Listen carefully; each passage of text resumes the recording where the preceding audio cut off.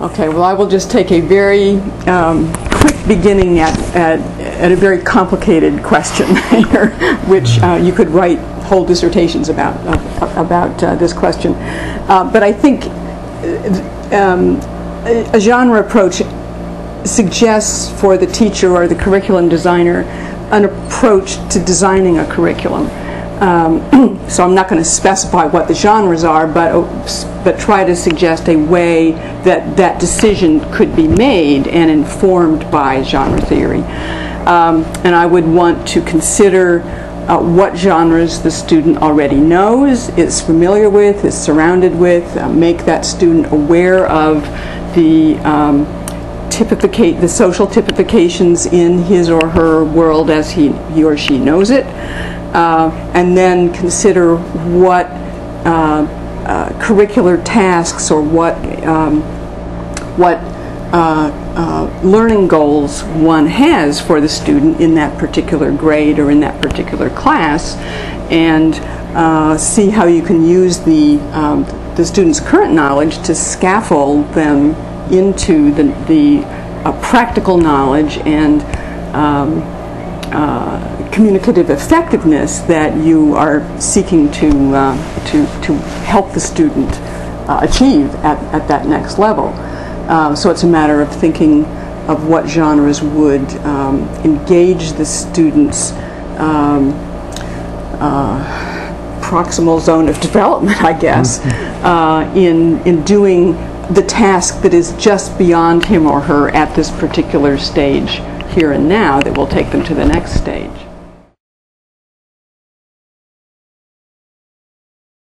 It's an excellent answer, and I would just point out that, let's see, one aspect of it, that another way to think about that is what roles and activities are the students prepared to take on at any moment, both given their knowledge and their dispositions at that time. One direction would be to take that further and make them more skilled in those directions, but another is also if they have desires to go somewhere else, or you as adults have desires for them to go to a different place, to bring them to that place, but along a path that they can understand and along a path which they can go, rather than teaching things that are distant and foreign in terms of genre with some hope that maybe they'll understand it. Now, at the same time, if you have people acting a part, they will come to fulfill, under the right conditions, come to fulfill the part. But it still has to be a part that potentially can make sense to them and can fit into the meaning and values of their life. So sometimes you can introduce things that are a little bit distant in perhaps a play way, but then does bring the student to a new place which is meaningful. Again, the zone of proximal development is a very important way of thinking about this, both in terms of whether this is something imaginable for the students, it's proximal enough, and also in terms of what kind of scaffolding is needed to help the student get there, and what kind of collaboration with the more skilled user, the teacher, in order to help the student imagine themselves into this new place.